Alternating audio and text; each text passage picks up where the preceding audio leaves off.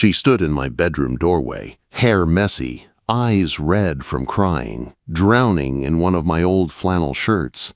Her voice was small but clear when she asked, "Is there space left in your bed?" I was already sitting on the edge of the mattress, trying to give her room, trying to pretend my own heart was not beating out of my chest. "For you," I said, meeting her eyes, "there is always space." She let out a breath that shook, like her ribs had been locked all night. That moment did not start in my bedroom. It started 3 hours earlier with a sound I knew too well. A scared knock that did not belong in the hallway of our old brick apartment building in Phoenix. It was August, the kind of heat that made the pavement shimmer. My AC was running steady. The game was on low in the background. I was sanding the edge of a maple coffee table in my living room, trying to hit a deadline for a client. Then I heard it. 3 short knocks on my door. Not angry, not casual, sharp, hesitant, like someone was afraid of both knocking and not knocking at the same time. I wiped sawdust off my hands and opened the door. It was Lily from 3A. She lived 1 floor below me, across the courtyard. We saw each other in the parking lot and by the mailboxes. Blonde hair always pulled into a loose bun, oversized canvas bag, paint on her fingers more often than not. She worked from home as a graphic designer. I knew that much. I also knew she had a new ex who called too much and listened too little. Right now, she did not look like the girl who laughed at my old truck and called it vintage. She looked like she had seen a ghost. Her cheeks were wet. Her hands were shaking. There was a thin cut on her lip where she had bitten down too hard. "Ethan," she said, "can I come in for a minute?"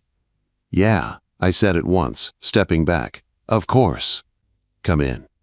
She rushed past me like she expected someone to grab her from behind. I locked the door. Deadbolt, chain, both. I did it slow so she could see my hands on the lock.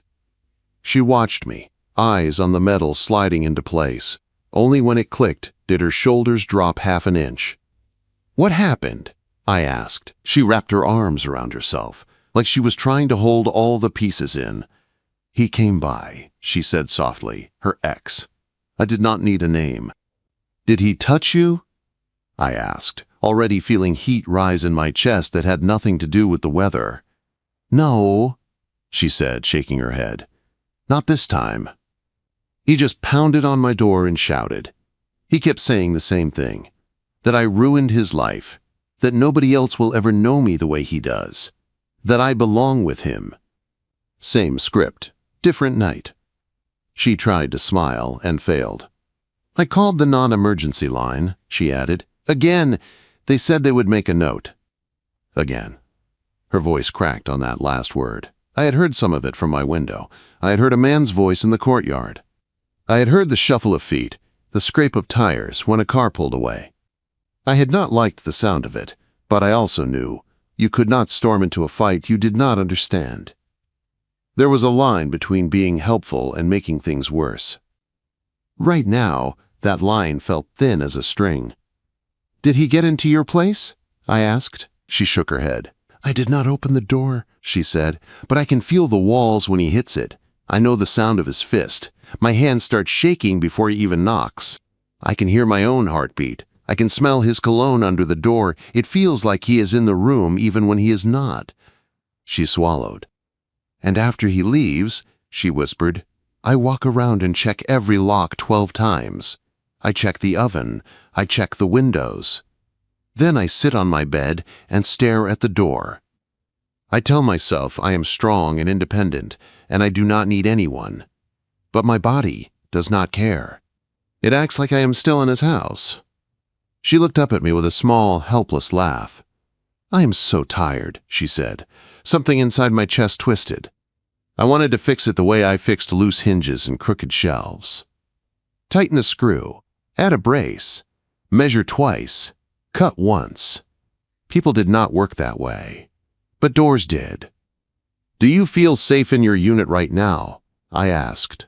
Her eyes filled again. "No," she said, one word that hurt to hear. "Okay," I said. Calm, slow, like I was talking myself through a cut on a board. You are staying here tonight. She stepped back. I do not want to be a problem, she said fast. You have work in the morning. And your space. And your life. I am just the girl from 3A who talks about coffee beans and asks to borrow a hammer. I can buy more hammers, I said. I cannot buy another you. Her eyes widened a little at that. She looked away. Lily, I said, you are not a problem. You are my neighbor. You knocked on my door. That is enough. She wiped her cheeks with the heel of her hand, then laughed once, weak but real. You really mean that? She whispered. Yes, I said. I showed her the deadbolt again. The chain. The fact that my window looked over the parking lot, not the street. The fact that my phone was on the counter, not buried in cushions. Sit, I said, pointing to the couch. I am making tea. You look more like a coffee guy, she said, voice a little lighter. I am, I said. But my sister forced me to keep chamomile in the cabinet for emergencies. She was right. Quote, I moved around the kitchen, filling the kettle, setting mugs on the counter. My hands were steady. The motions were simple. Water, heat, tea bag, honey. I saw her eyes follow me, like she was counting each step. We sat on the couch. She wrapped both hands around the mug like it was a small light in a dark room. Tell me what would make tonight feel safer, I said. She stared into the steam. In my head, she said slowly, the safest thing would be to leave town and never come back. Change my number, change my name, start over. She shrugged one shoulder. In reality, she went on, I have a lease, a job, clients who pay me on time. A therapist who knows the whole story. I have friends, but they all live across town. By the time I drove to any of them, I would have talked myself out of asking for help. So here I am. Her bare foot rubbed back and forth on the rug, grounding herself. I know I cannot sleep down there alone, she said. I know that much. Not after tonight. Not after he said he knows where my spare key is and smiled like he was telling a joke. Quote, her hand clenched around the mug. I can give you the couch, I said. I have extra blankets. I can sleep on the floor. It is not fancy, but it is safe, and you will hear me if anything happens. She shook her head slowly. That is not what my nervous system needs, she said with a sad little smile. I know how that sounds. Then tell me what it does need, I said. She set the mug down. Her fingers twisted in the hem of the flannel shirt she had thrown over her tank top. Her eyes met mine. There was fear there, but also something like trust. I need to not be alone, she said. Not tonight. She took a breath that shook. Is there space left in your bed? She asked. Because I do not think I can close my eyes unless I know there is somebody right there who will wake up if I say their name. Her face flushed. Her chin lifted like she dared me to judge her. Her gaze did not flick down my chest. It flicked toward the locked door, then back to my eyes, waiting. I could feel the line between us. Neighbor, friend, man, woman, trauma, care. I did not let my mind go anywhere it should not. I kept my voice level. For you, I said, standing, there is always space. I grabbed a clean t-shirt and sweatpants from my dresser and put them on the end of the bed for her. You get the wall side? I said. Top of the covers. I will stay on my side. I will not touch you unless you ask, or unless there is an emergency. You can change in the bathroom. Door open or closed, your choice. She nodded, eyes bright. Thank you, she whispered. 5 minutes later, she walked back into my room in my t-shirt and shorts, her hair pulled up, her makeup washed away. She looked younger. She also looked more like herself. She slid under the blanket on her side of the bed, back to the wall, facing me. I lay on top of the comforter, hands folded on my chest, staring at the ceiling fan. The space between us felt thick, not with sex, with trust, with fear, with something fragile that I did not want to break. Ethan, she said in the dark. Yeah, I answered. Are you really not scared of him? She asked. I thought about her ex in the parking lot, his voice, his car, his empty threats. I am not scared of him, I said. I am only scared of you thinking you have to go through this alone. Her breath hitched. For a while, we lay there listening to the hum of the AC and the faint traffic on the main road. At some point, my eyes closed. I woke up to the soft pressure of her hand on my forearm. Light, testing, half asleep, like she was checking if I was really there. I did not move it away. Then my phone lit up on the nightstand. The screen glowed in the dark with a notification from an unknown number. The message preview showed one line: "Tell Lily I know where she is." The glow from my phone lit the room in a cold blue streak. Next to me, Lily's breathing was slow but uneven, not deep sleep, the kind of half-sleep that jumps at every sound. I turned my head and read the message on the screen. Unknown number. Tell Lily I know where she is. Every muscle in my body went tight. I did not swear out loud. I did not jerk or sit up fast. The last thing I wanted was to scare her more. I reached over, flipped the phone face down, and took one slow breath. "Ethan," she whispered in the dark. She was awake. Maybe she had felt me tense, or maybe she never really slept. "Yeah," I said quietly. "Was that him?" she asked. I could lie and buy us 10 minutes of fake peace, or I could treat her like she deserved the truth. "I think so," I said. "The text said he knows where you are." She pushed herself up on one elbow, eyes wide now, light from the street catching the fear. "How did he get your number?" she asked. My jaw clenched. "I gave it to him," I said, "weeks ago in the parking lot. I told him if he had something to say, he could say it to me instead of yelling at your door." Her shoulders sagged. "You were trying to protect me," she said. "I was trying to be a filter," I said. "Guess he liked the new target." I sat up and unlocked the phone. "Look." She read the text, then squeezed her eyes shut for a second. "He wants me to feel like there is no safe place," she said. "He did this when I moved out too. Calling from blocked numbers. Showing up at my work. Telling me it was cute that I thought I could start over." "Okay," I said. "Then we make it very expensive for him to keep playing this game." She looked at me, confused. "What does that mean?" she asked. "It means we stop treating this like something you have to survive." I said, "We treat it like something he has to answer for." I took a screenshot of the text, then saved the number as "Do Not Answer." I forwarded the screenshot to myself and my email so it could not disappear. Timestamp and all. "Who else has the full story?" I asked. "Your therapist? Anyone at work? Family?" "My sister in Denver," she said, "and my therapist. And my boss sort of knows. He knows I moved because of an ex, but not details." "Okay," I said. "Tomorrow, we call the non-emergency line again. We tell them he has your address, my number, and that you have a record of calls and texts. We ask what we need to start a report. If they drag their feet, we go higher. You should not fight alone with notes on your phone." Her throat worked as she swallowed. "You sound like you have done this before," she said. "Not this," I said, "but I have dealt with guys like him on job sites. Men who think rules are for other people. Only thing they listen to is cost, fines, records, losing access." She stared at the text again. "Can I give you something weird?" she asked. "Sure," I said. "I am scared," she said, "and somehow I feel less scared now that he sent you that. Is that twisted?" "No," I said. "Right now, this is not just in your head. It is written down. It is proof. Proof can be used." She let out a shaky breath and lay back down, turning to face me across the small gap. "Will you sleep at all?" she asked. "A little," I said. "Enough." Her hand found my forearm again. This time she did it while awake. Her fingers curled around the muscle lightly. "Okay," she said. "I will try again." It took a long time for her breathing to even out. I lay there in the dark, counting the seconds between each soft inhale, listening for any sound outside the window. No door slams, no footsteps in the hall, no car engine that lingered too long. At some point, the sky outside went from black to gray. Birds started up in the trees by the parking lot. My alarm never had to ring. I was already awake when it buzzed. Lily looked like she had slept maybe 3 hours. Her eyes were puffy, but her jaw was set. "Morning," she said, voice rough. "Morning," I said.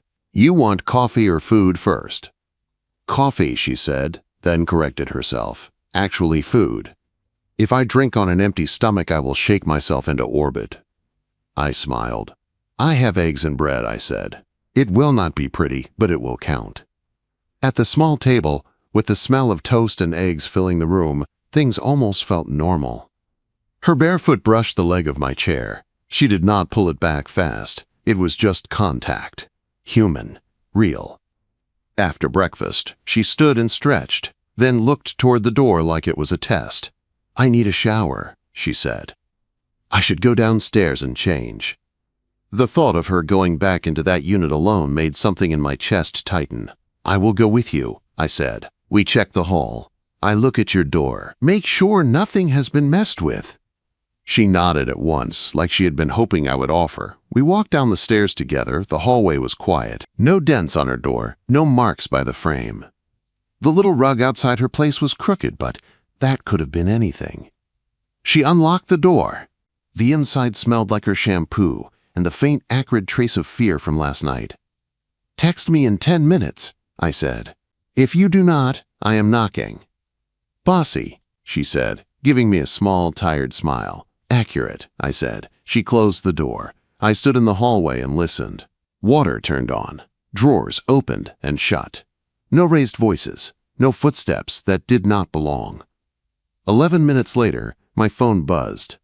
Alive and showered, the text read. Your turn. I let out a breath I had not known I was holding. That afternoon, between jobs, I stopped by the hardware store. I bought a door security bar, a longer strike plate, and 3-inch screws. I picked up a cheap motion alarm too, the kind you stick on a door frame and curse at when it chirps. That evening, after she finished a client call, we went back to her unit. I am going to ask you something, I said as I knelt by her door frame. Okay, she said. Can I work on your door unlocks? I asked. Nothing that breaks the lease. Just stronger screws, better anchoring, and that bar. All removable. All legal. She blinked. Nobody has ever asked before, she said. Asked what? I said. Asked if they could change things, she answered. Gary just did stuff and told me it was for my own good. My dad did that too. I sat back on my heels. I will not touch anything in your space without your yes, I said. If you do not like what I put up, I will take it down. No lecture attached. She held my gaze for a long second, then nodded. Do it, she said. Please. I reinforced the strike plate with long screws that bit deep into the frame. I tightened the hinge screws. I showed her the difference by pushing on the door. See? I said. Before, if he kicked low near the lock, the small screws would rip out. Now they have to go through real wood. It buys time. Most people give up when things get hard.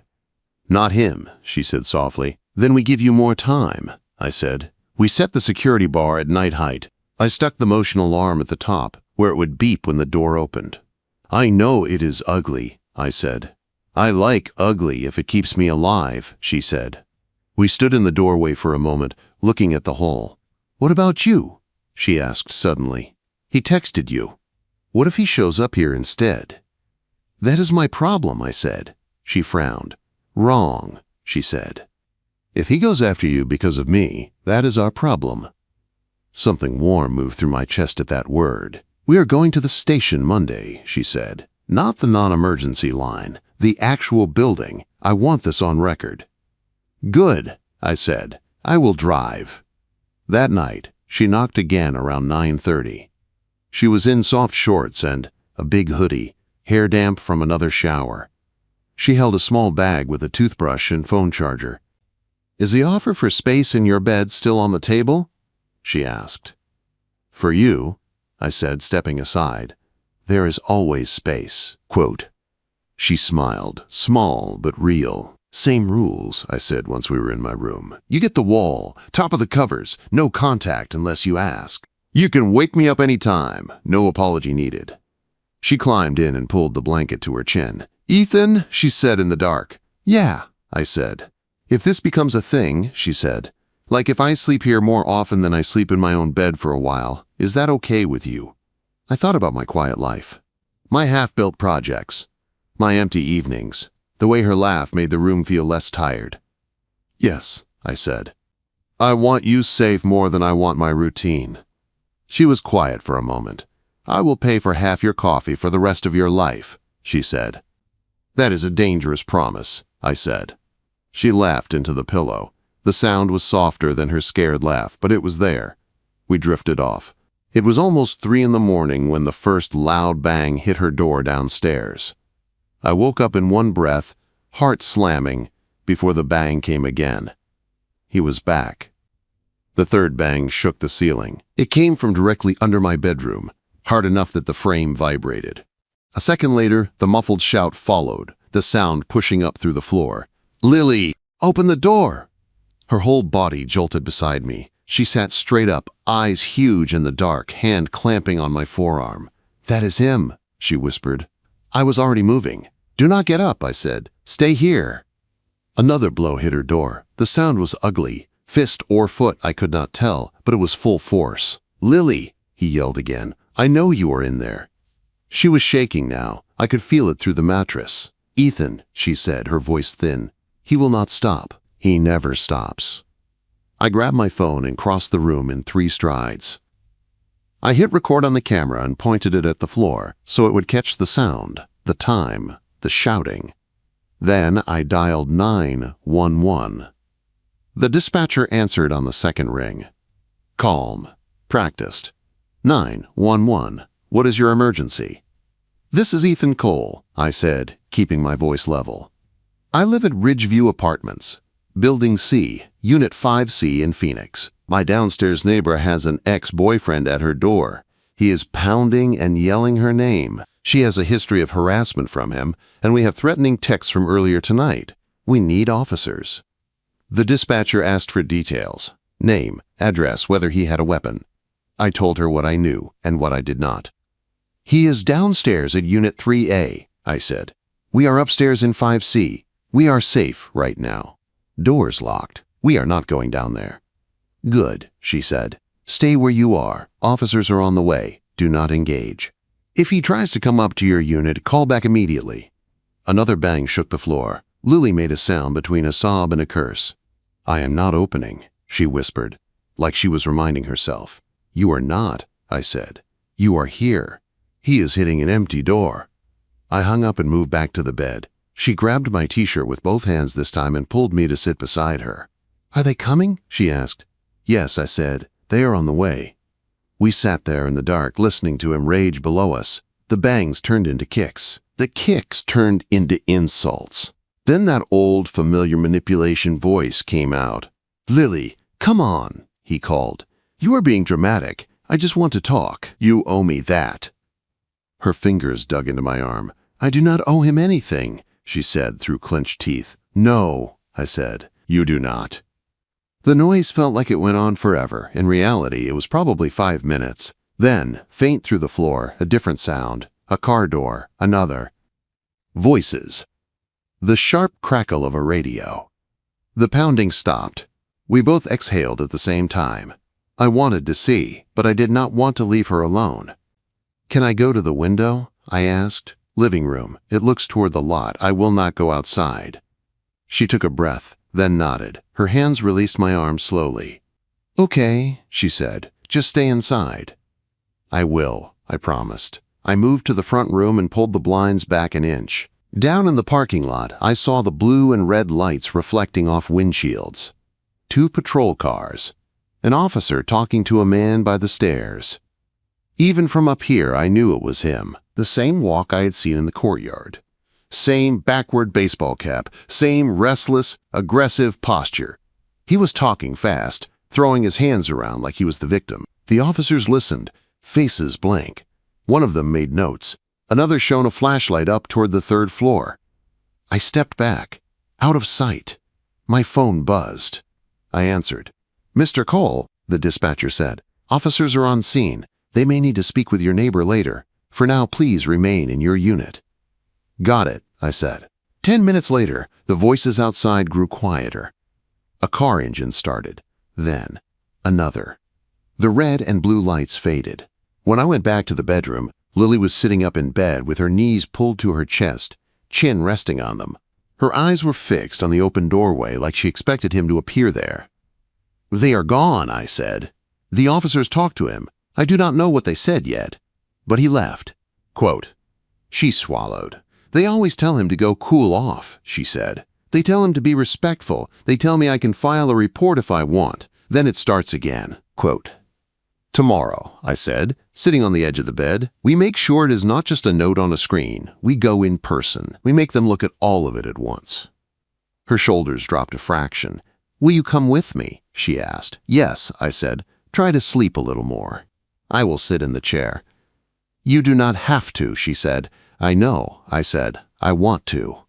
I pulled the old armchair from the corner and put it near the bed. I sat with my back against the wall, feet stretched out, watching the door. At some point around 5, I dozed for an hour, waking every time the building creaked.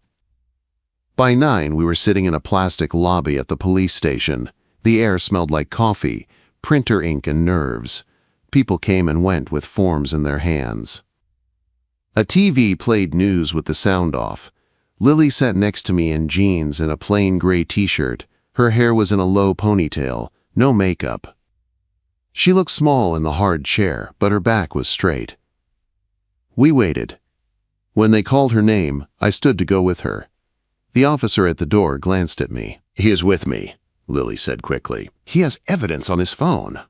The officer nodded and led us to a small room. There was a table, 3 chairs, and a poster on the wall about domestic violence resources. A female officer introduced herself as Officer Ramirez. She had kind eyes and a tired face. "Tell me what is going on," she said. Lily told the story. Not just last night.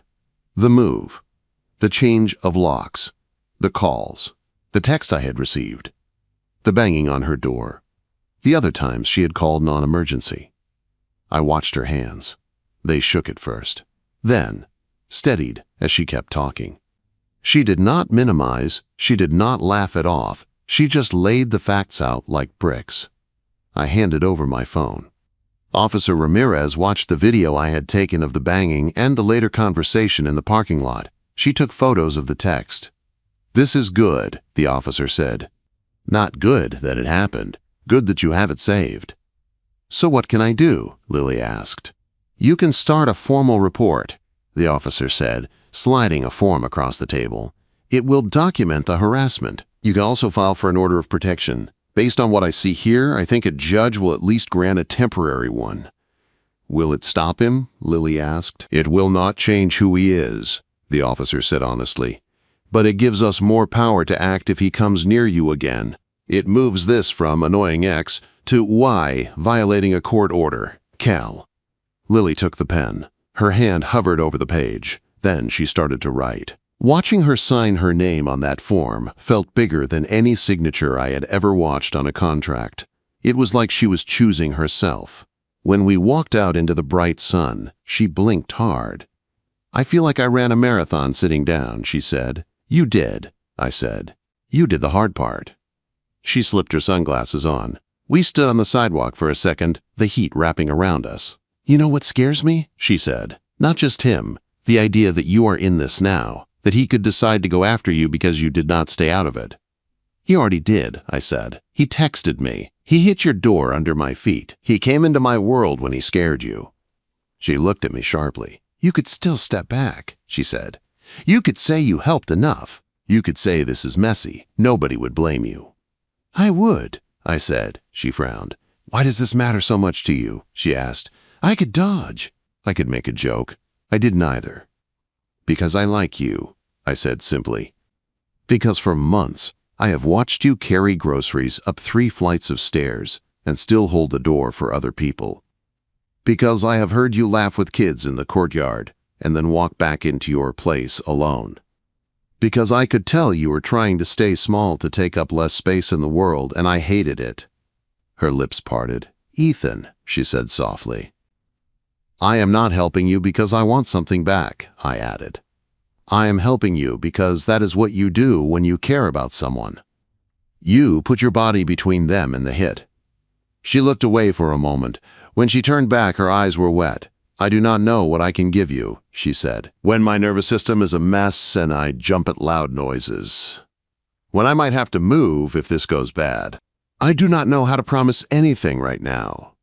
"I am not asking for promises," I said. "I am asking to stay." That is it."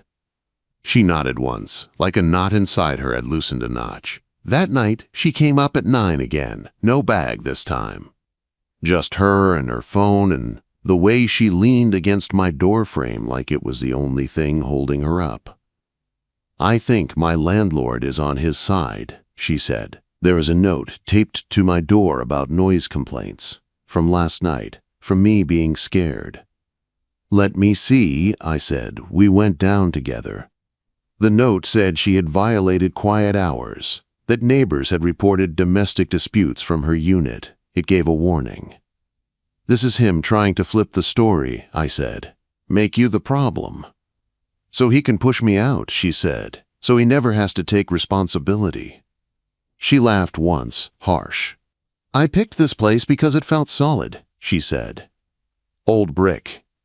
Good bones. Stable. Now it feels like the walls can move under me anytime someone decides to." I looked at the peeling paint, the solid railings, the view to the parking lot where my old truck sat like a stubborn dog that refused to move. "What if stability is not the building?" I said. "What if it is the people in it?" Quote. She looked at me. "In my head," she said slowly, "the only place I felt safe last night was in your bed. Not because of the mattress or the lock, because you were there." She took a breath. "I do not want that to be a one-night emergency," she said. "I do not know what that means yet, but I know that when I picture sleeping tonight, I picture your ceiling fan." Something in my chest eased and ached at the same time. "Then we keep doing what works," I said, "one night at a time." She stepped closer, close enough that I could see the tiny scar by her eyebrow I had never noticed before. Her fingers touched my wrist, light, testing. "Is that really okay?" she asked. "Me taking up that much space in your life?" "For you," I said, holding her gaze, "there is always space." Quote. Her mouth curved into a small, surprised smile. She rose on her toes, just enough to press her forehead lightly against my chest. "Okay," she whispered. My hand came up to her back, steady, not demanding. Just there. Across the courtyard, a car door slammed. We both turned slightly, listening. This time, my first reaction was not fear. It was calculation. We had a case number. We had a report. We had each other. He could still make trouble. But now he was not the only one who knew where she was.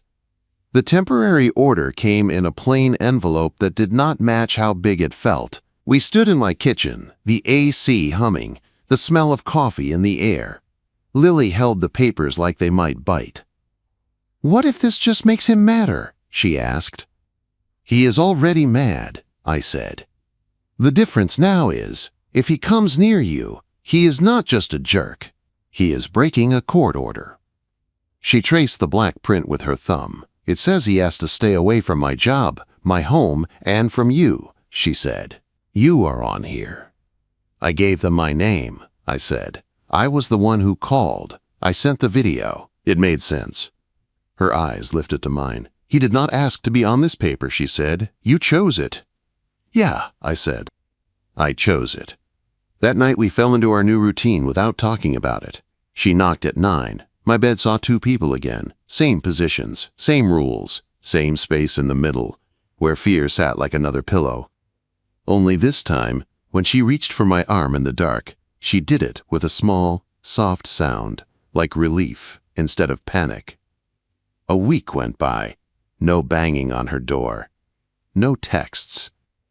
No surprise cars in the lot. The quiet did not feel peaceful at first. It felt like waiting. I kept working my jobs. I hung cabinets, built shelves, sanded tabletops. Sawdust clung to my hair. My hands ached by the end of the day. Every evening I came home to find a new little proof of Lily in my space. One night it was a sketch taped to my fridge, my old truck, detailed and somehow kind. Another night it was a small plant on the windowsill. "Your place needs something alive that is not you," she said. She spent her days designing logos and layouts on my dining table because my unit was quieter. We sat in companionable silence, laptops open, saw on pause, music low. Sometimes we forgot to be scared. Then the landlord pushed. I came home from a job on a Tuesday to find Lily sitting on my couch, a folded letter in her hand. Her jaw was tight. "What happened?" I asked.